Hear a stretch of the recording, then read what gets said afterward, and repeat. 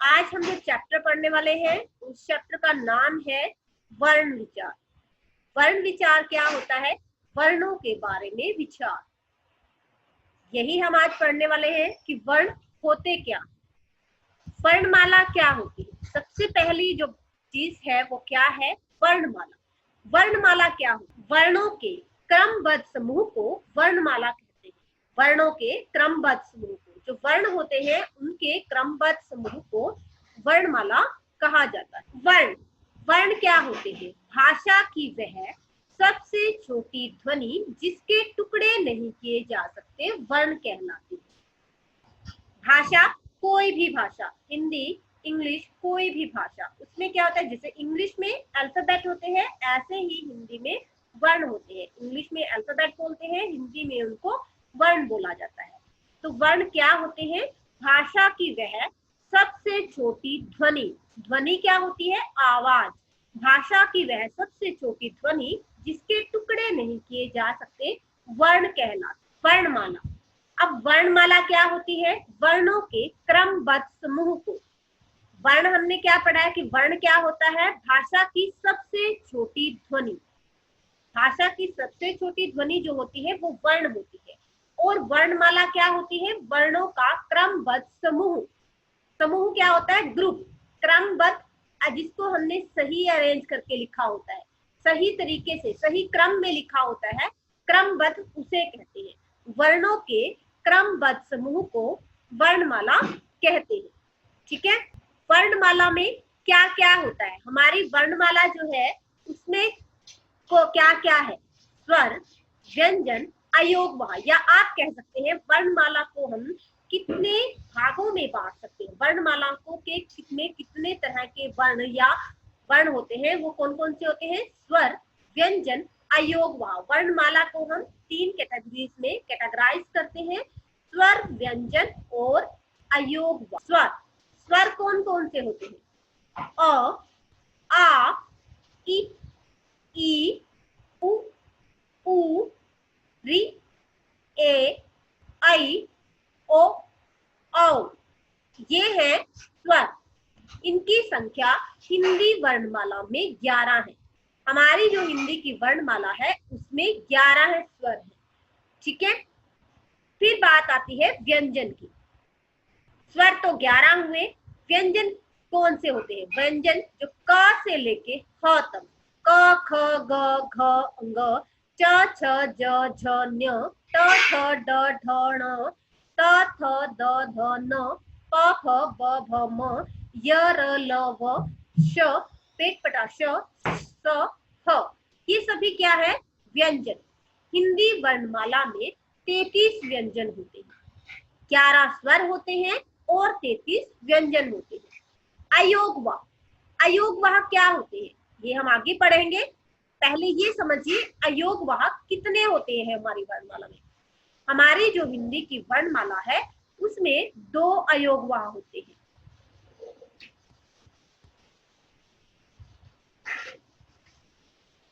बेटे आपके नेटवर्क में प्रॉब्लम है। कौशिक, अगर आपको स्क्रीन ब्लैक दिखाई दे रही है और स्टूडेंट्स के मैसेज है, भूपेंद्र मैम मैंने लेट ज्वाइन किया है तो प्लीज रिपीट। ओके, मैं रिपीट कर देती हूँ बट आप लोग टाइमली ज्वाइन किया करें।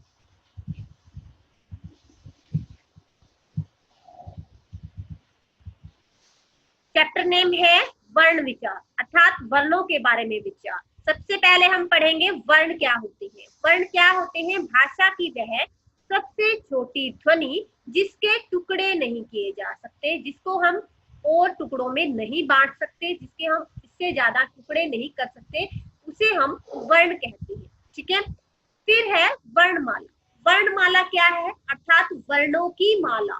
ठीक है। वर्णों की माला, वर्णमाला।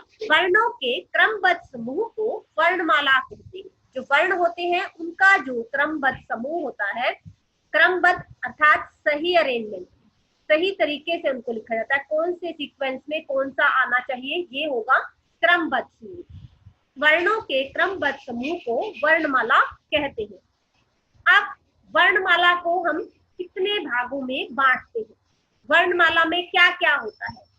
स्वर होते हैं, व्यंजन होते हैं, अयोगवाह होते हैं मुख्य रूप से। वैसे काफी सारी चीजें होती हैं वो मैं आपको आगे पढ़ाऊंगी, लेकिन मुख्य रूप से क्या क्या होता है, स्वर, व्यंजन, अयोग व स्वर। स्वर क्या होते हैं, अ आ ई उ री ए ऐ ओ औ, ये 11 स्वर है। इनके बारे में मैं आपको बताऊंगी कि स्वर हम किसे कहते हैं और स्वर के कितने भेद होते हैं। ठीक है, फिर बात करते हैं व्यंजन की। व्यंजन क्या होते हैं, व्यंजन क्या होते हैं और कौन से होते हैं, कितने होते हैं। स्वर 11, व्यंजन 33 और अयोग वहा 2 होते हैं। और इसमें आगत ध्वनियां भी होती है। जो हमारी मानक हिंदी वर्णमाला है, मानक हिंदी वर्णमाला किसे कहते हैं, जो हमारी वर्णमाला है, ये जो है भारतीय हिंदी जो अनुसंधान है हमारा, उसके द्वारा इसको मान्यता प्राप्त है कि यही हिंदी का मानक रूप है, सही रूप है, इसलिए इसको मानक हिंदी वर्णमाला कहा जाता है। ठीक है, इसमें आगत ध्वनियां होती है। आगत ध्वनियां कितनी है, 3 है, अ, ज, फ, ये क्या है, आगत ध्वनियां। अब हम सबसे पहले पढ़ेंगे स्वर। स्वर क्या होते हैं, ध्यान से समझिए। जो वर्ण बिना किसी अन्य वर्ण की सहायता के, जो वर्ण बिना किसी अन्य वर्ण की सहायता के स्वतंत्र रूप से बोले जाते हैं, स्वर कहलाते हैं। इनको बोलने के लिए, किनको बोलने के लिए, स्वरों को बोलने के लिए हमें किसी भी अन्य वर्ण की आवश्यकता नहीं पड़ती है। ये इंडिविजुअली बोले और लिखे जा सकते हैं। जो वर्ण बिना किसी अन्य वर्ण की सहायता के स्वतंत्र रूप से बोले जाते हैं, उन्हें हम स्वर कहते हैं। हिंदी में स्वरों की संख्या 11 है। कौन कौन से हैं, ऑलरेडी मैं बता चुकी हूँ। अ आ ई उ री ए ऐ ओ औ, ये है हमारे 11 स्वर। अब हम पढ़ने वाले हैं कि स्वर जो होते हैं वो कितने प्रकार के होते हैं। उच्चारण पर स्वरों को हम किस आधार पर बांटते हैं, पहले ये चीज जाननी जरूरी है कि स्वरों को हम बांटते किस आधार पर है। स्वर जो है उनको बोले जाते हुए, जब हम उनको बोलते हैं, उनका उच्चारण करते हैं। उच्चारण क्या होता है, उनको प्रोनाउंस करना, उनको बोलना। उच्चारण पर लगने वाले समय के आधार पर स्वरों के 3 भेद होते हैं। अर्थात इनको कैसे हमने डिवाइड किया है, कैसे कैटेगराइज किया है कि कौन से स्वर को बोलने में कितना समय लगता है, उसी आधार पर हमने इनको कैटेगराइज किया हुआ है। ठीक है, तो स्वरों के 3 भेद होते हैं, या स्वर जो होते हैं वो 3 प्रकार के होते हैं, या हम स्वरों को 3 प्रकार से बांट सकते हैं। 3 भागों में बांटा गया है। कि आपको ये भी क्वेश्चन पूछा जा सकता है कि स्वरों को किस आधार पर बांटा गया है। तो स्वरों को किस आधार पर बांटा गया है, उनको बोले जाने वाले, उनके उच्चारण में लगने वाले समय के आधार पर उनको बांटा गया है। ठीक है, जब उनको बोलते हैं, बोलते समय कितना समय लगता है, बोलते हुए उनको कितना समय लगता है, इस आधार पर ही हमने उनको कैटेगराइज किया है। स्वर जो है उसके 3 भेद होते हैं। कौन कौन से, या स्वर जो होते हैं वो 3 प्रकार के होते हैं। कौन कौन से होते हैं, ह्रस्व स्वर, दीर्घ स्वर और प्लूत स्वर। कौन कौन से होते हैं, ह्रस्व स्वर, दीर्घ स्वर, प्लूत स्वर। ह्रस्व, दीर्घ, प्लूत, 3 तरह के स्वर होते हैं। अब हम इनको पढ़ेंगे। ह्रस्व स्वर क्या होते हैं, दीर्घ स्वर क्या होते हैं और कौन से होते हैं, प्लूत स्वर कौन से होते हैं। ठीक है, सबसे पहले हम पढ़ेंगे ह्रस्व स्वर। ह्रस्व स्वर कौन से होते हैं,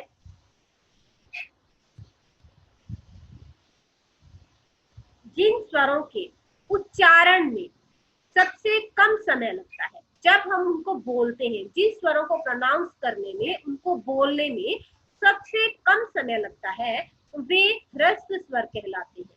जैसे अ, ई, उ, री। आप इनको बोल के देखिए, इनको बोलने में सबसे कम समय लगता है। अ, ई, उ, री, ये सभी ह्रस्व स्वर की श्रेणी में आते हैं। ठीक है, ह्रस्व स्वर कौन से होते हैं, जिन स्वरों के उच्चारण में सबसे कम समय लगता है, वे ह्रस्व स्वर कहलाते हैं। जैसे अ, ई, उ, री। आपको क्वेश्चन ये भी पूछा जा सकता है कि हमारी हिंदी की वर्णमाला में कितने ह्रस्व स्वर है, या ह्रस्व स्वरों की मात्रा कितनी है, कितनी गिनती में वो कितने हैं, 4 है। कौन कौन से हैं ये भी पूछा जा सकता है। क्या ई जो है वो ई ह्रस्व स्वर है? हाँ जी, ई जो है वो ह्रस्व स्वर है, क्योंकि उसको बोलने में सबसे कम समय लगता है। तो यहाँ पर एक ही ह्रस्व स्वर में 5 से 6 क्वेश्चन निकल कर आ रहे हैं। कौन कौन से प्रश्न निकल कर आ रहे हैं?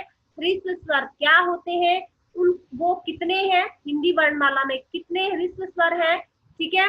और जो री क्या ह्रस्व स्वर है, उ कौन सा स्वर है, ई कौन सा स्वर है। इस तरह से भी आपको प्रश्न आपके एग्जाम में पूछे जा सकते हैं, ठीक है। तो ये हुए ह्रस्व स्वर। अब हम पढ़ेंगे दीर्घ स्वरों। ह्रस्व स्वरों को बोलने में सबसे कम समय लगता है, जिनको बोलने में सबसे कम समय लगता है उन्हें हम ह्रस्व स्वर कहते हैं।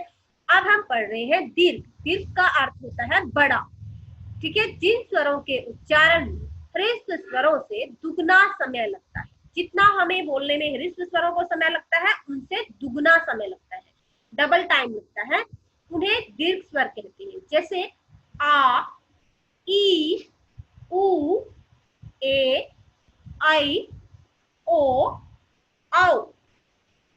बोल के देख लीजिए कंपैरेटिवली। अ, आ, ई, उ, ऊ, इनको बोलने में ज्यादा समय लग रहा है। अ, ई, उ, री, इनको बोलने में कम समय लग रहा है। तो जिनको बोलने में, जिन स्वरों के उच्चारण में ह्रस्व स्वरों से दुगना समय लगता है उन्हें हम दीर्घ स्वर कहते हैं, ठीक है। दीर्घ स्वर कितने हैं? 7 है। आपको इनकी सबकी संख्या पता होनी चाहिए कि ये कितनी संख्या में है, कौन से स्वरों की संख्या कितनी है। ह्रस्व स्वर कितने हैं? 4। दीर्घ स्वर कितने हैं? 7। टोटल स्वर कितने हैं? 11, ठीक है। व्यंजन कितने हैं? 33। आपको सबकी संख्या पता होनी चाहिए। अब है पलुत स्वर। पलुत स्वर क्या होते हैं? जिन स्वरों के उच्चारण में ह्रस्व से तिगुना समय लगता है उन्हें प्लुत स्वर कहते हैं। प्लुत स्वर कौन से होते हैं? जिनके उच्चारण में, जिनकी प्रोनाउंसिएशन में कितना समय लगता है? 3 गुना। किससे? ह्रस्व स्वर से 3 गुना, ठीक है। जिन स्वरों के उच्चारण में ह्रस्व स्वरों से 3 गुना समय लगता है, तिगुना समय लगता है, उन्हें पलुत स्वर कहते हैं। जैसे ओ, हे राम, हे राम, ये क्या है? ये पलुत स्वर है। आप कह सकते हैं वैसे ये क्या है? शब्द है, लेकिन हम इनको, जो हमारी मानक हिंदी है उसमें इनको पलुत स्वरों में काउंट किया गया है, क्योंकि हम ओम को एक चिन्ह के द्वारा भी लिख सकते हैं, ठीक है। तो पलुत स्वर कौन से होते हैं? जिनको बोलने में, जिनके उच्चारण में ह्रस्व स्वरों से 3 गुना समय लगता है उन्हें हम पलुत स्वर कहते हैं। अब है स्वरों की मात्राएं। स्वर क्या होते हैं ये आपको पता होगा। मात्राएं होती है ई की मात्रा, उ की मात्रा, ठीक है, ओ की मात्रा। तो मात्राएं होती है उनमें। जब स्वरों को व्यंजनों के साथ बोला या लिखा जाता है तो इनके चिन्हों का प्रयोग होता है।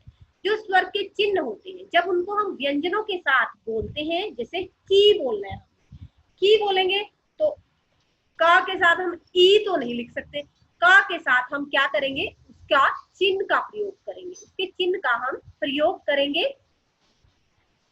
तो उसे हम उनको हम क्या कहते हैं? चिन्ह, मात्राएं कहते हैं। जो चिन्ह होते हैं उन्हें हम मात्राएं कहते हैं। स्वरों को व्यक्त करने के लिए, स्वरों को प्रकट करने के लिए जिन चिन्हों का प्रयोग किया जाता है उन्हें हम मात्रा कहते हैं। समझ आया मात्रा क्या होती है? अगर आपसे ये पूछा जाए कि मात्रा क्या होती है, तो मुझे पता है आधे से ज्यादा बच्चे तो यही कहेंगे कि स्वर जो है वो मात्रा है। नहीं, जब स्वरों को व्यंजनों के साथ बोला या लिखा जाता है तो इनके चिन्हों का प्रयोग किया जाता है। ये चिन्ह ही मात्रा कहलाते हैं, ठीक है। मात्राएं कब लगती हैं? ऐसे ही तो हम मात्रा नहीं लिख देते कि कहीं पे भी हमने ऊ की मात्रा लिख दी, का तो कोई मीनिंग ही नहीं होगा। हम व्यंजन के साथ मात्रा लगाते हैं, जैसे क के साथ ऊ लगाया, ख के साथ ऊ लगाया, ठीक है। तो व्यंजनों के साथ जब हम स्वरों का प्रयोग करते हैं तो उनको व्यक्त करने के लिए हमें इनके चिन्हों का प्रयोग करना पड़ता है, ठीक है। और ये जो चिन्ह होते हैं इन्हीं को मात्रा कहा जाता है, ठीक है। स्वरों की मात्राएं। स्वर, अ जो स्वर है उसकी कोई मात्रा नहीं है। अगर आपसे पूछा जाता है कि अ की मात्रा कौन सी होती है, आपको कंफ्यूज करने के लिए ये भी पूछा जा सकता है कि अ की मात्रा कौन सी होती है, तो जो अ होता है वो मात्रा नहीं होती है, उसकी मात्रा रहित होता है, ठीक है। और उसका प्रयोग कहाँ होता है, उसका जो प्रयोग होता है वो प्रत्येक व्यंजन, जितने भी हमारे व्यंजन है क ख ग ज च न प ट त, सब में मिला हुआ होता है वो, समझ रहे हो। क, अ की आवाज आ रही है, ख, ज, न, प, च, सब में अ की आवाज आ रही है। तो यह जो है सभी व्यंजनों के साथ। अब यहाँ देखिए कमल, कमल में जब हमने लिखा है तो क, जब पूरा क हम लिख रहे हैं तो क में अ मिला हुआ है, क जमा अ, म जमा अ, ठीक है। ल जमा अ, ये मैं आपको आगे पढ़ाऊंगी, ठीक है। आ की मात्रा, आ की मात्रा जो डंडा होता है वो क्या है, ये जो है ये क्या है, मात्रा है किसकी, आ की। क जमा आ, का काला कपड़ा। ई, क ई की किताब। क ई कील कीट। क उ कु कुदाल। क उ कु कूप। क्री, री की मात्रा, री की मात्रा कृष्ण कृपा। ए की मात्रा केला केशव। आई की मात्रा कैलाश कोयल, ओ की मात्रा, और औ की मात्रा कौवा। ये हुई स्वरों की मात्राएं। अब हम बढ़ते हैं व्यंजन क्या होते हैं। जिन वर्णों के उच्चारण में, स्वर हमारा जो है वो कंप्लीट हो गया है कि स्वर क्या होते हैं।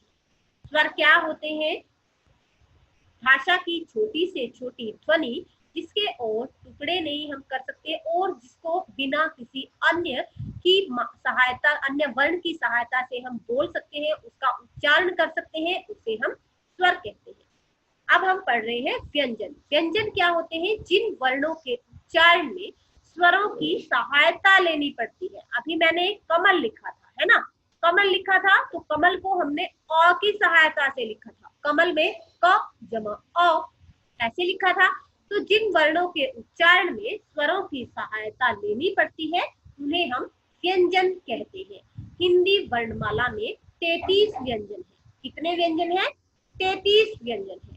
और व्यंजन के 3 भेद होते हैं, या हम कह सकते हैं व्यंजनों को हम 3 भागों में कैटेगराइज कर सकते हैं, 3 भागों में बांटते हैं। कौन कौन से, स्पर्श, अंतस्थ, ऊष्म।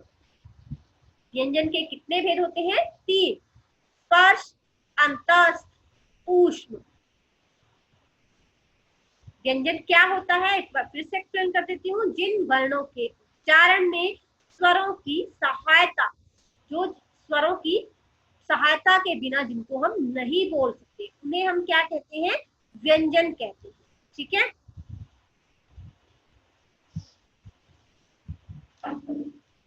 अब यहाँ देखिए मैंने आपको बताया था अ जो होता है वो सभी व्यंजनों में जुड़ा होता है। अ की कोई मात्रा नहीं होती है, लेकिन अ के बिना, अ की सहायता के बिना हम किसी शब्द को नहीं बना सकते तकरीबन, ठीक है। सभी व्यंजनों को पूरा होने के लिए अ की आवश्यकता पड़ती है, अदरवाइज अ के बिना जो है वो सभी व्यंजन आधे लिखे जाएंगे, हलंत लिखा जाएगा, ठीक है। हलंत में आपको अभी बताऊंगी कि हलंत क्या होता है। अ वर्ण की कोई मात्रा नहीं होती, ठीक है। क, ख, ग, घ, च, छ, ज, ये सारे इसके साथ आदि अ वर्ण से रहित व्यंजन, ये तो सारे अ के साथ जुड़े हुए हैं। ऊपर वाले देखिए जो मैंने ऊपर लिखे हुए हैं स्क्रीन पे देखिए, क, ख, ग, घ, जो भी है च, छ, ज, झ, ञ, सारे जो हुए हैं वो कैसे हैं, वो बिना हलंत के हैं, पूरे हैं, जैसे हम वर्णमाला में लिखते हैं वैसे हैं। और नीचे मैंने कैसे लिखे हैं, अ वर्ण से रहित व्यंजन। जब हम इसमें से अ निकाल देते हैं या इसमें अ ना मिलाएं तो ये कैसे लिखा जाता है, क।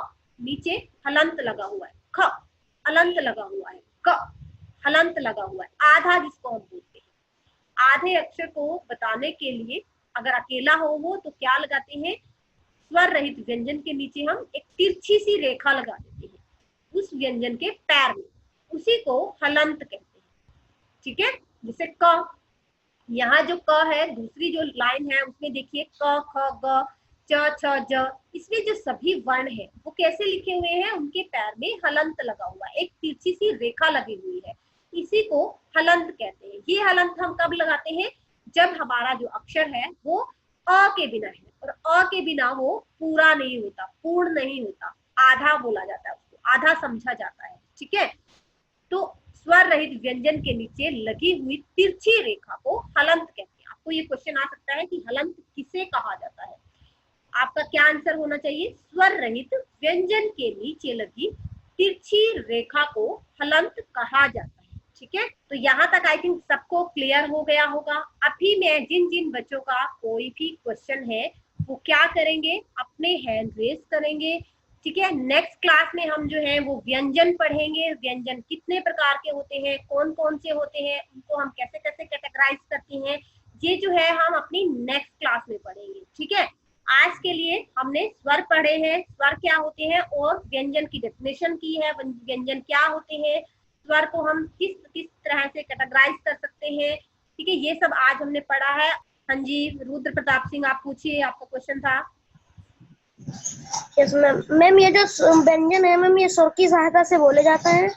यस, अ स्वर की सहायता से, बाकी नहीं अ की, क्योंकि अ में मात्रा नहीं होती है, वह मात्रा रहित होता है, और उसको हम अ स्वर की सभी जो व्यंजन है वो अ स्वर की सहायता से ही बोले जाते हैं। अगर उसमें अ स्वर नहीं होता है तो पैर में उसके हलंत लगा होगा या वर्ण को हम आधा लिखेंगे। ठीक है, हाँ जी, और कुछ और कोई क्वेश्चन आपका Rudra? No ma'am, no ma'am. Okay, स्वर की मात्रा क्या होती है ये हमने पढ़ना है। ठीक है, मात्रा क्या होती है, जब हमें स्वरों को स्वर को रिप्रेजेंट करना है किसके साथ, किसी वर्ण के साथ, किसी अन्य व्यंजन के साथ, जब हमने स्वर को लिखना है, जब स्वरों को व्यंजनों के साथ बोला जाता है, जैसे किताब, किताब जब बोलेंगे आप तो क्या लिखेंगे, क ई ऐसे लिखेंगे नहीं, उसके लिए चिन्ह बनाया गया है। चिन्ह क्या, जो मात्रा होती है हमारी उसको हम स्वर का चिन्ह कहते हैं। ठीक है, उसी को स्वर के चिन्ह को ही मात्रा कहा जाता है। तो किसी भी वर्ण के साथ जब स्वरों को बोला जाता है तो उनको व्यक्त करने के लिए जिन चिन्हों का प्रयोग हम करते हैं उन्हें हम मात्रा कहते हैं। जैसे आपने किताब लिखना है तो आप कैसे लिखेंगे, क को ई की मात्रा लगाएंगे, क के साथ ई नहीं लिखेंगे, क को ई की मात्रा लगाएंगे, और उन्हीं इसी को हम क्या कहते हैं, मात्रा कहते हैं। किसको, चिन्ह को, जो चिन्ह ई की मात्रा को या ई स्वर को रिप्रेजेंट करने के लिए हम प्रयोग करते हैं। ठीक है, जिन वर्णों के उच्चारण में स्वरों की हमें हेल्प लेनी पड़ती है, स्वरों की हमें सहायता लेनी पड़ती है। आप किसी भी व्यंजन को बिना स्वर की सहायता से पूर्ण रूप से नहीं बोल सकते। अगर आपको क बोलना है, क बोलने के लिए उसमें अ का मिलना जरूरी है, तभी क जो है वो पूरा होता है, पूर्ण होता है। अदरवाइज हम उसको हलंत लिखेंगे या फिर आधा लिखेंगे। ठीक है, जैसे आपने लिखना है पक्का, पक्का लिखना है, अगर उसमें जो आधा क है वो बिना स्वर के है, और जब वो बिना स्वर के है तो हमने उसको आधा लिखा हुआ है। तो समझ आ गया होगा कि व्यंजन क्या होते हैं। Yes ma'am. भाषा की वह इकाई है जिनका उच्चारण हम बिना स्वर की सहायता से नहीं कर सकते, या वह पूर्ण रूप से नहीं होता, पूर्ण नहीं होता है वह बिना स्वर के। कौन से स्वर के बिना, अस्वर। पलुत स्वर क्या होते हैं, वे स्वर जिनको बोलने में ह्रस्व स्वरों से दुगना समय लगता है। असल में ये क्या होते हैं, ये 11 स्वरों में से नहीं होते हैं, ना ही ये अयोगवाह होते हैं, ना ही ये 11 स्वरों में से होते हैं। ये क्या होते हैं, ये अलग ही होते हैं। जैसे हमने ओम बोलना है, ओम बोलना है तो ओम को हम ऐसे लिखते हैं जैसे इसमें लिखा हुआ है, और अगर हमें इसको वैसे एक चिन्ह भी होता है ओम का जो रिप्रेजेंट किया जाता है, आपने कहीं देखा होगा। ठीक है, तो ये इनको हम पलुत स्वर कहते हैं। इनको भी हमने स्वरों की कैटेगरीज में रखा हुआ है, क्योंकि यह व्यंजन भी नहीं है, ठीक है, अयोग वह भी नहीं है, किसी के साथ ये लगते भी नहीं है, इसलिए इनको स्वरों के साथ, स्वरों की ही कैटेगरी में रखा हुआ है। इस वीडियो को लाइक करें, हमारे चैनल को सब्सक्राइब कर बेल आइकन जरूर प्रेस करें हमारी न्यू वीडियो सबसे पहले देखने के लिए।